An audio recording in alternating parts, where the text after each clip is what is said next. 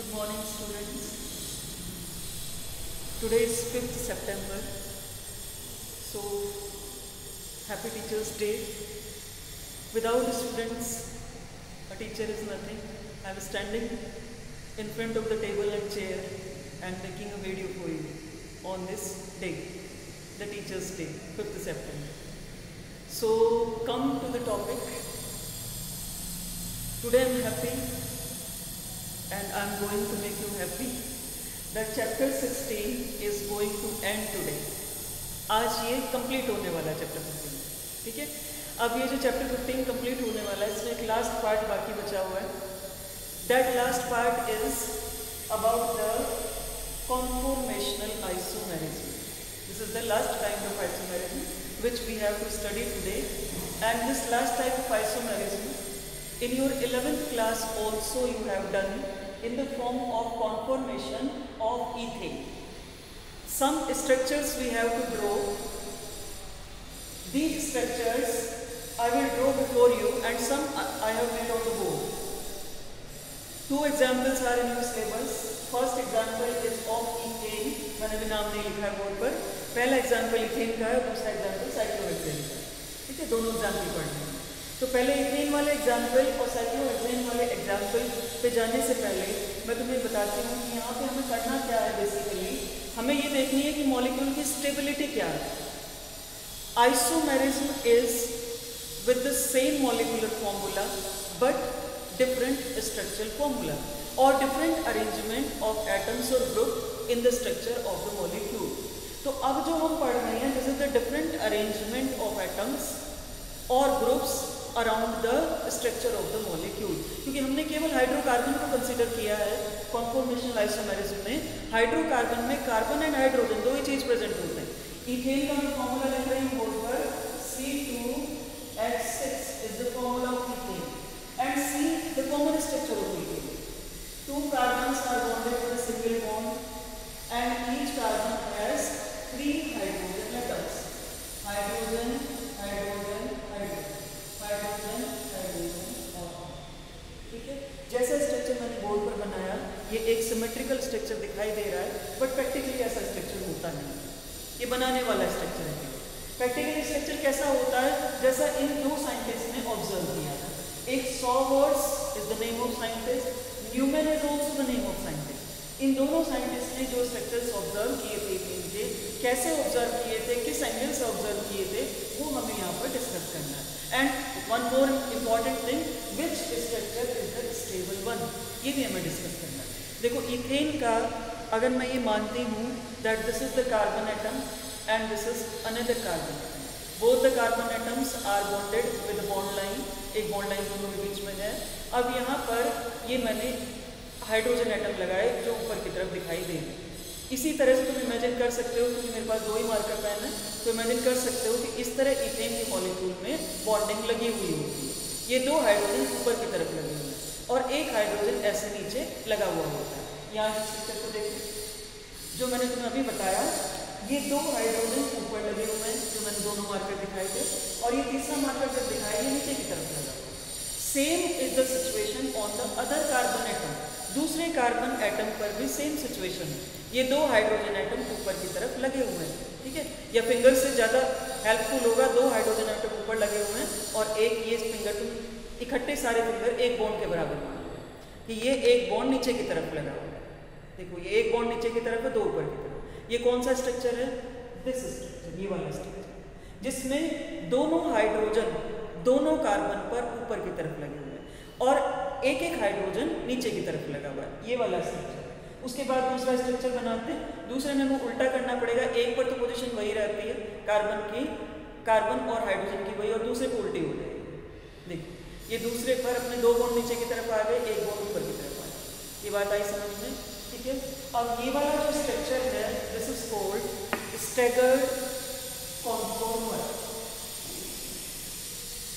STAGGERET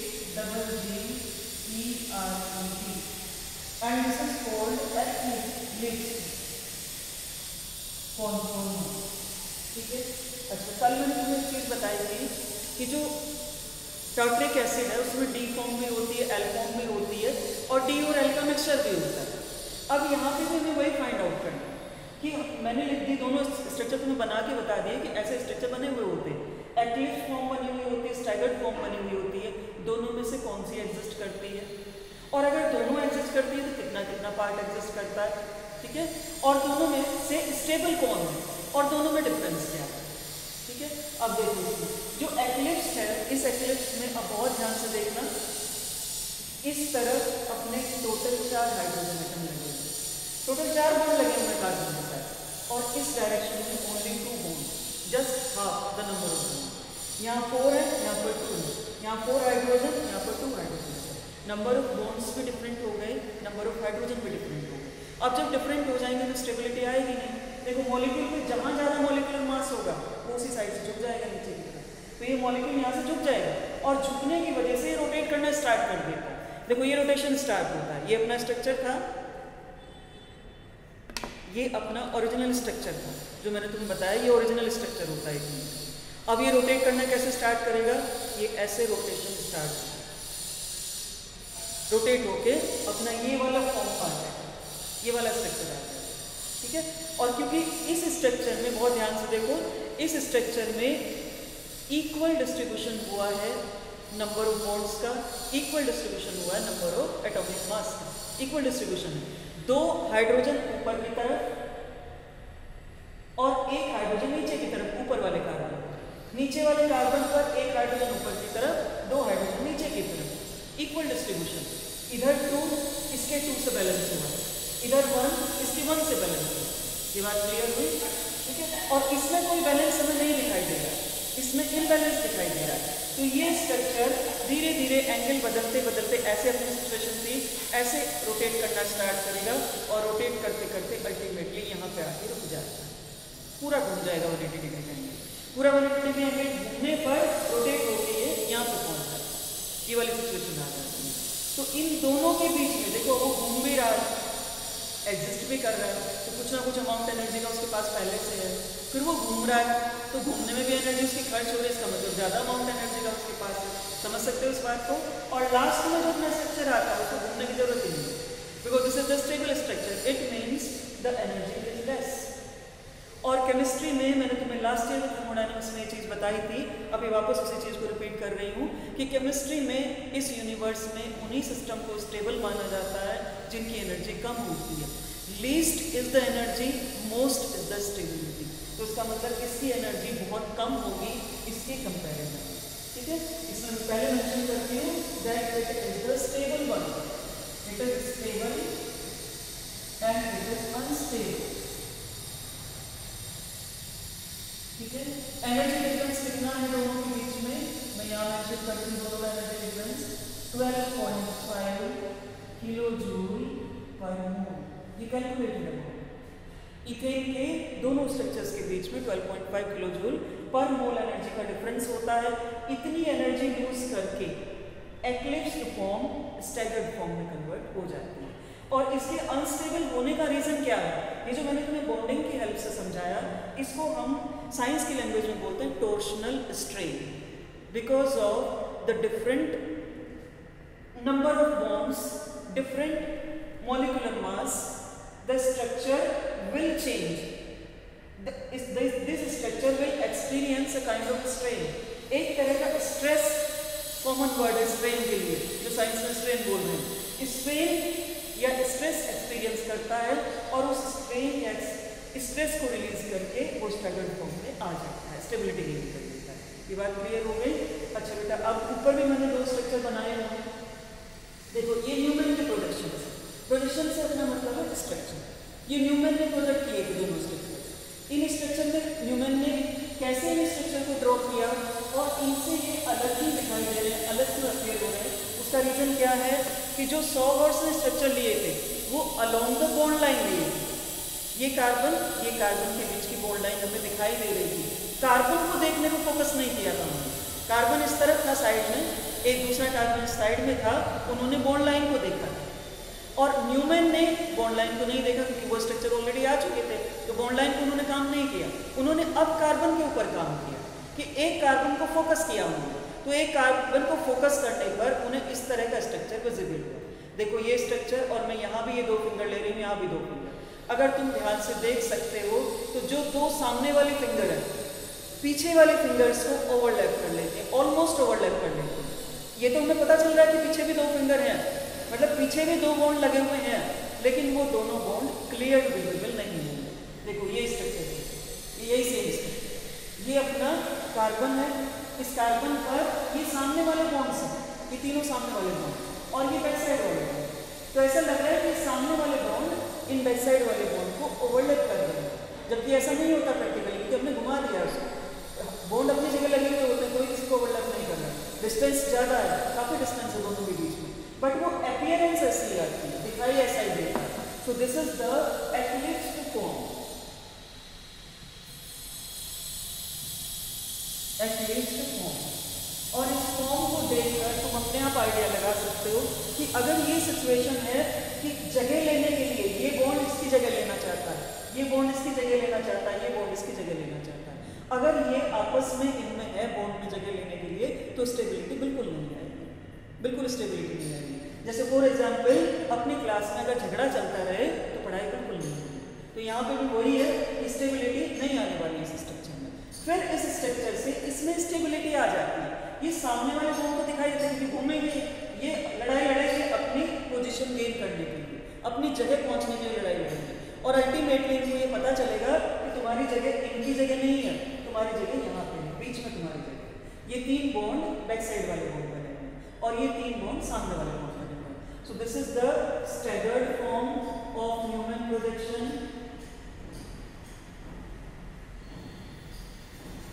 stable 1, difference 12.5, same difference रहेगा, जितना difference इसमें था उतना ही डिफरेंस इसमें रहेगा, और स्टेबिलिटी आ जाएगी। रीजन क्या था? Torsional strain was created, that's why the molecule starts rotating because of the single bond, क्योंकि बीच में बॉन्ड सिंगल था, डबल नहीं था। अगर डबल होता तो रोटेशन पॉसिबल नहीं होता, क्योंकि सिंगल बॉन्ड था तो एटम एक साइड से जहाँ से नीचे झुका हुआ था उसी साइड से रोटेट कर जाता है। ये बात क्लियर हो गई? अच्छा, इसके बाद बेटा तुम्हारा 12th वाला पार्ट है, वो 12th वाला पार्ट देखो। अपने 12th के सिलेबस में और एग्जाम्पल दिया हुआ है। एक पहला एग्जाम्पल हमने इथेन का था कॉन्फॉर्मेशन में, और दूसरा एग्जाम्पल अपना आता है साइक्लोहेक्सेन। साइक्लोहेक्सेन का हम ये स्ट्रक्चर अंदर भी डबल बॉन्ड लगे होंगे 3, तो बेंजीन है, डबल बॉन्ड अगर नहीं लगे तो साइक्लोहेक्सेन का स्ट्रक्चर है। साइक्लोहेक्सेन का मॉलिक्यूलर फॉर्मूला C6H12, जो एल्कीन का फॉर्मूला है, वही फॉर्मूला है। रीजन क्या है कि जो फर्स्ट कार्बन है वो लास्ट कार्बन से जुड़ा हुआ है, इसीलिए साइक्लिक फॉर्म में आ जाएगा। मतलब ये क्या हेक्सेन है, हेक्सेन का फॉर्मूला, CnH2n एल्कीन का फॉर्मूला होता है, ये हेक्सेन का फॉर्मूला है, लेकिन हम इसको साइक्लोहेक्सेन में लिख रहे हैं क्योंकि फर्स्ट और लास्ट कार्बन के बीच बॉन्डिंग हो गई है, और जो डबल बॉन्ड आना चाहिए था वो डबल बॉन्ड खत्म हो चुका है। अब इसमें देखो स्ट्रक्चर साइक्लोहेक्सेन के, यहाँ मैंने बोर्ड पे बनाए हैं स्ट्रक्चर, वर्बली तुम्हें बताती हूँ किसके जैसे मैंने स्ट्रक्चर बनाएंगे, क्योंकि जब बॉन्ड बनाएंगे तो उस तरह बनाएंगे। चेयर सबके घर में अवेलेबल है, और बोर्ड सबने देखी है, नहीं देखी है तो कागज की तो बनाई सबने, कोई बच्चा ऐसा नहीं है कि जिसने कागज की बोर्ड नहीं बनाई है। ये वही 2 स्ट्रक्चर मैंने बनाए। This is the chair form and this is the board form. देखो बोर्ड तो बिल्कुल क्लियरली बोर्ड की जैसे दिखाई दे रही है, चेयर थोड़ी सी अभी नहीं लग रही है क्योंकि मैंने पूरा नहीं झुकाया उसको, नहीं तो फिर वो बॉन्डिंग अपनी क्लियर नहीं होगी, इसलिए पूरा नहीं झुकाया। अदरवाइज द फॉर्म है chair form. This name is chair form and this is board form. ठीक है, अब इन दोनों में स्टेबल अनस्टेबल मुझे लगता है अब तुम देख के अपने आप बता सकते हो। ठीक है, फिर भी थोड़ा सा आइडिया तुम्हें दे देते हैं। पहले चलते हैं बोर्ड फॉर्म की तरफ। देखो बोर्ड फॉर्म में ऊपर जो कार्बन है 2 कार्बन, उन दोनों कार्बन पर 2 हाइड्रोजन लगे हुए, इन टोटल 4 मोलिकुलर मास। अच्छा, नीचे जो कार्बन है, टोटल कार्बन कितने नीचे 4, क्योंकि 2 ही आए थे ऊपर, 4 कार्बन पर एक कार्बन पर 2 हाइड्रोजन लगे हुए हैं, क्योंकि हमें डबल लेना है। एक अगर कार्बन है तो उस एक कार्बन के साथ अपने 2 हाइड्रोजन आने वाले हैं, 6 में इक्वल डिस्ट्रीब्यूशन के लिए। तो तो नीचे कितने आए अपने टोटल 8 आए, 4 कार्बन एंड 8 हाइड्रोजन। तो झुकाव तो नीचे की तरफ ही रहेगा क्योंकि वजन नीचे ही जाता है, तो वहीं को झुका रहेगा, बोर्ड नीचे की तरफ झुकी रहेगी।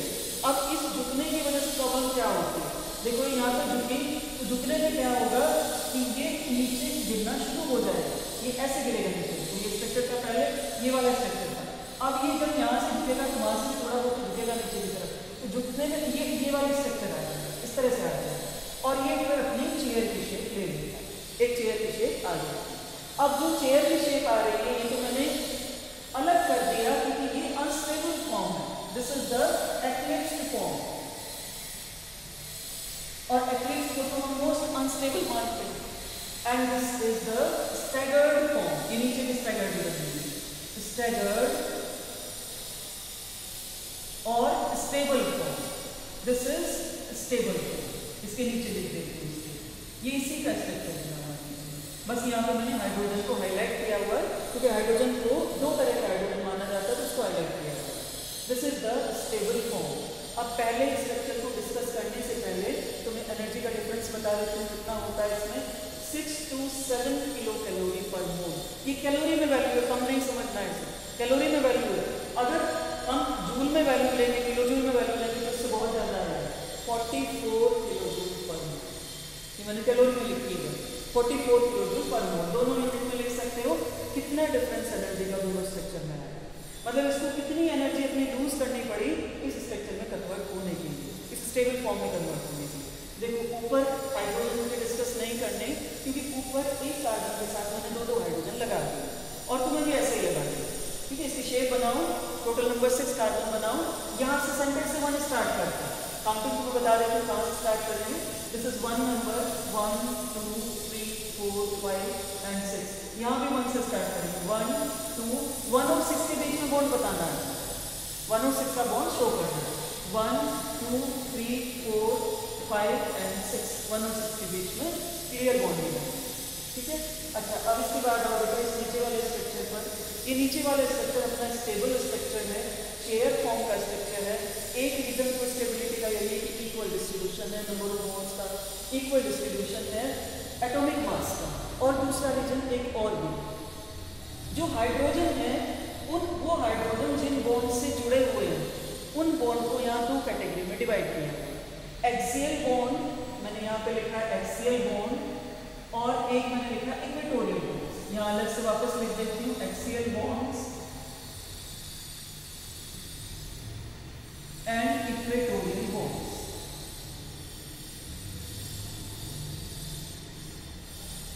इसमें साइंस लगाने की कोई जरूरत नहीं है, सीधे सीधे समझो। Along the axis means up down, ऊपर की तरफ नीचे की तरफ जो हाइड्रोजन लगा हुआ है उसको एक्सियल कंसीडर किया जाएगा। अलोंग द इक्वेटोर मिडिल लाइन, ऐसे जो हाइड्रोजन लगा हुआ है इस लाइन मिडिल लाइन उसको इक्वेटोरियल हाइड्रोजन कंसीडर किया जाएगा। क्लियर हुई बात? देखो अगर ये अपना मॉलिक्यूल है, इस मॉलिक्यूल में ऊपर जो बॉन्ड लगा है और नीचे जो बॉन्ड लगा है उसको हम कंसीडर करेंगे एक्सियल बॉन्ड। और अगर ऐसे कोई बॉन्ड लगा हुआ है, इसकी तरफ झुका हुआ कोई बॉन्ड लगा हुआ है, डायरेक्टली ऐसे लगा है या इसकी तरफ झुका हुआ लगा है, उसको इक्वेटोरियल बॉन्ड कंसीडर किया जाएगा। मतलब जो बॉन्ड अपने आप खड़ा नहीं हो सकता ऊपर और नीचे, उसको एक्सियल बॉन्ड नहीं मानेंगे। अब यहाँ ध्यान से देखना जो मैंने लिखा हुआ है, यहाँ पर मैं ये अपवर्ड डायरेक्शन में बॉन्ड बनाया axial bond, downward direction axial bond, upward direction axial bond, downward direction axial bond. Clearly चार बॉन्ड भी तो क्लियर दिखाई दे रहे हैं, ठीक है। ये एक्सियल एक्सियल एक्सियल एक्सियल जो बिल्कुल क्लियर ऊपर नीचे दिखाई देगी। दो बॉन्ड में थोड़ा सा झुका हुआ है, देखो ये बात, इस कार्बन के साथ जो ऊपर वाला है वो तो खड़ा दिखाई देगा, नीचे वाला झुक जाएगा मॉलिक्यूल।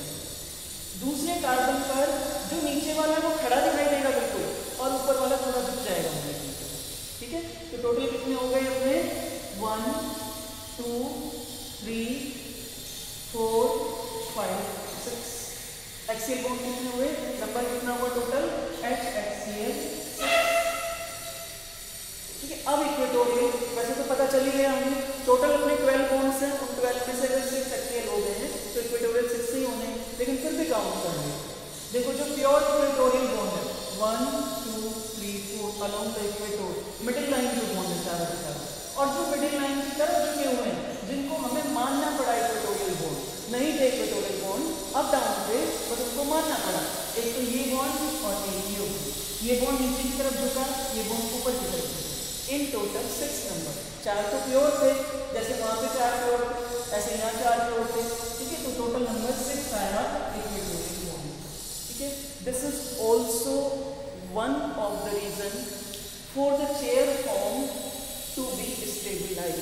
जो चेयर फॉर्म स्टेबल होती है उसका एक रीजन ये 2 बॉन्ड और दोनों बॉन्ड का इक्वल नंबर होना होगा। देखो ऊपर अपने उतने ही बॉन्ड लगे हुए हैं, अप डाउन उतने ही लगे हुए हैं, साइड में भी उतने ही लगे हुए हैं। इसका मतलब एक इक्वल डिस्ट्रीब्यूशन आ जाएगा और एक सिमेट्रिकल अरेंजमेंट आ जाएगा चेयर फॉर्म में। इसी सिमेट्रिकल अरेंजमेंट के कारण ये चेयर फॉर्म स्टेबल माना जाएगा। तो ये स्ट्रक्चर था जो हमने डिस्कस किया ईथीन का और साइक्लोहेक्सेन का। टॉर्शनल स्ट्रेन के बारे में मैंने आपको बताया कि टॉर्शनल स्ट्रेन है जहाँ पर भी ज़्यादा मॉलिक्यूलर मास होगा, नंबर ऑफ बॉन्ड ज़्यादा होंगे, वहाँ से मॉलिक्यूल रोटेट करना स्टार्ट कर देता है और एक स्टेबल सिचुएशन में आकर रुक जाता है। तो ये अपना चैप्टर अब खत्म हुआ। अब मुझे कल का एक थोड़ा सा टॉपिक बचा हुआ है, बस उसके बारे में मुझे थोड़ा और बताना है। देखो कल हमने पढ़ा था रेसिमाइजेशन के बारे में, वापस एक सेंटेंस पे रिपीट करती हूँ। If we are taking D form of any compound, for example lactic acid, L form of any compound, for example lactic acid, उसी कंपाउंड की लेनी है दोनों फॉर्म, अलग अलग नहीं लेनी। उसी कंपाउंड की हमने डी फॉर्म ली, उसी कंपाउंड की हमने एल फॉर्म, हमने डी और एल को मिला, डी या पॉजिटिव प्लस एल नेगेटिव, इन दोनों को मिला। इन दोनों को मिलाने के बाद हमें क्या मिला, रेसिड्यू मिक्सचर मिल गया, ठीक है। दोनों का 50-50% अमाउंट ले लिया, हमें रेसिड्यू मिक्सचर मिल गया। अब हम इसको सेपरेट करना चाहते हैं, ये भी 50% था और ये भी 50%। अब इसको सेपरेट करना चाहते हैं। सेपरेट करने की जो मेथड है वही मुझे तुम्हें एक एक लाइन में बताना है। देखो एक तो कॉमन मेथड है, मैकेनिकल मेथड उसको बोलते हैं, यदि हम बिना किसी हेल्प के सेपरेट कर लें मॉलिक्यूल को, जैसे कि लुई पास्चर ने किया।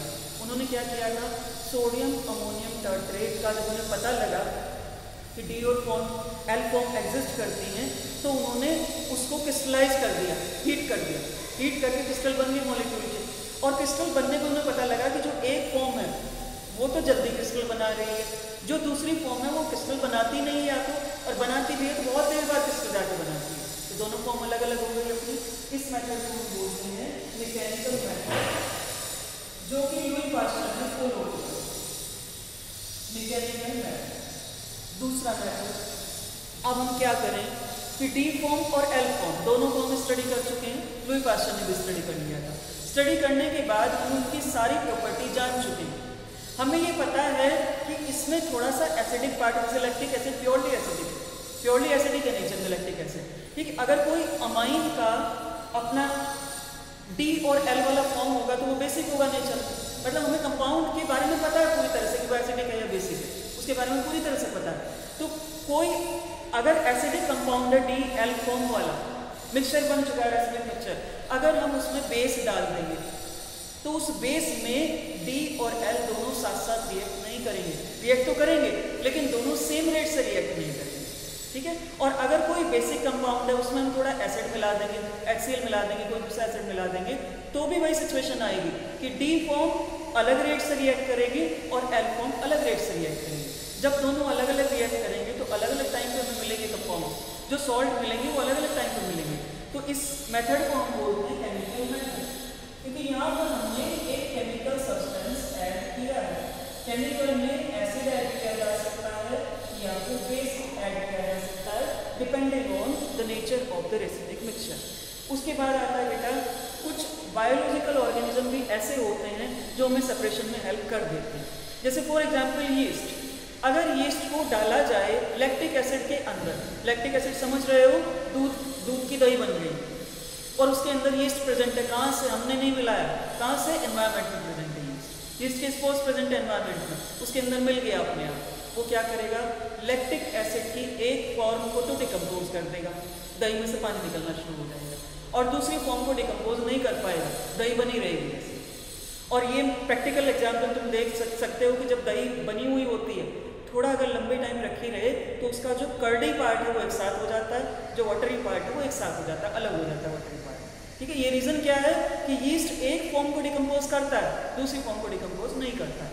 तो यहाँ पर मैं क्या लिख दूंगी इसको, biochemical method, this is biochemical method.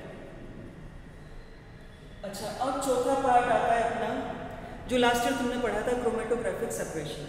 Chromatographic separation में क्या करते हैं, एक पेपर लेंगे, ये एक पेपर लिया, इस पेपर को हमने क्रोमेटोग्राफिक सॉल्यूशन में डिप किया, एक सॉल्वेंट में डिप करते हैं। इस पेपर को क्रोमेटोग्राफिक पेपर बनाने के लिए, जिसका नाम क्रोमेटोग्राम रखा जाता है, ठीक है, हमने इसको डिप किया। डिप करने के बाद हमने इसको एक ग्लास के बीकर में सेट कर दिया, ऐसे ग्लास के बीकर में सेट कर दिया। सेट करने पर अब जो भी, जैसे लैक्टिक एसिड फॉर एग्जांपल हमने लिया हुआ है, D और L फॉर्म, उसका रेसिमिक मिक्सचर, हमने एक यहाँ पे डिश रखी, कटोरी, कटोरी को केमिस्ट्री में डिश बोलते हैं, हमने डिश रखी इसके अंदर, और उसके अंदर क्या डाला हुआ, लैक्टिक एसिड का सोल्यूशन डाला हुआ। लैक्टिक एसिड का सोल्यूशन इस पेपर के ऊपर एडजॉर्ब होना शुरू हो जाएगा। एडजॉर्ब मतलब पेपर के ऊपर हमें चलता हुआ दिखाई देगा सोल्यूशन, ऊपर की तरफ चलता हुआ, जैसे इंक फैलती हुई दिखाई देती है, दैट इज एडजॉर्प्शन।